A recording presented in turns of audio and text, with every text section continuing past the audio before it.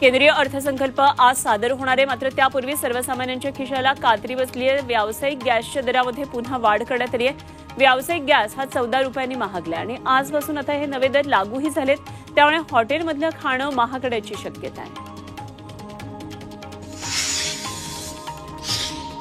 विमानांना लागणाऱ्या इंधनाच्या म्हणजेच एटीएफच्या दरात कपात करण्यात आली आहे। एटीएफचे दर प्रति किलोलीटर 1221 रुपयांनी कमी झालेत।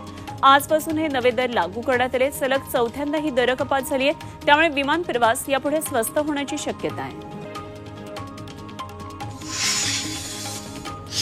पेटीएम पेमेंट बँकेवर रिझर्व्ह बँकेनं निर्बंध लागू केलेत। पेटीएम पेमेंट बँकेतून 29 फेब्रुवारीनंतर पैसे भरणं, काढणं आणि नवे ग्राहक घ्यायला बंदी घालण्यात आली आहे। आरबीआयच्या नियमांचं बँकेकडून सर्रास उल्लंघन झाल्याचं अंतर्गत आणि स्वतंत्र खासगी लेखापरीक्षण अहवालामध्ये समोर आलेलं आहे, त्यामुळे रिझर्व्ह बँकेनं कारवाईचा अमृत नोनी आर्थो प्लस ये एक प्रूवन फॉर्मूला है। इसमें मौजूद नोनी फल के गुण और आयुर्वेदिक जड़ी बूटियां शरीर को जरूरी पोषक तत्व देने के साथ साथ हड्डियों और जोड़ों के घिसने, उनमें होने वाले सूजन और दर्द को रोकने में मदद करता है। दर्द मुक्त जीवन के लिए अमृत नोनी आर्थो प्लस हा बडगा उगारलाय।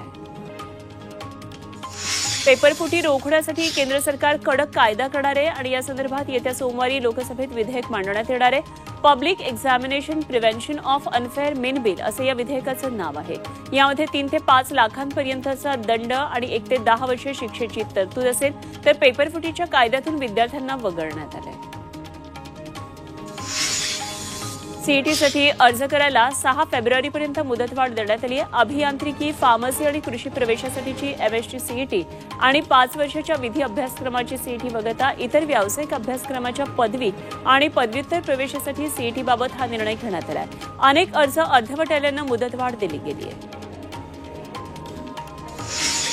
राज्यातल्या पोलीस खात्यामध्ये 100% भरती होणार आहे आणि यामुळे राज्यामध्ये तब्बल आता 17,471 पोलिसांची भरती होणार आहे। पोलीस खात्यामध्ये पोलीस शिपाई, बॅडमन तसंच पोलीस चालक, सशस्त्र शिपाई आणि कारागृह शिपाई अशी एकंदर 17,471 पदांची ही भरती होणार आहे, त्यामुळे तरुणांना नोकऱ्यांसाठी पोलीस खात्याची दारं व्यापक प्रमाणात खुली झाली आहेत। मनोज जरांगे पाटील अखेर 5 महिन्यानंतर आज आपल्या घरी परतणार आहेत। दुपारी 1 वाजता अंतरवाली सराटीतून ते आपल्या घरी म्हणजे शहागडसाठी रवाना होतील।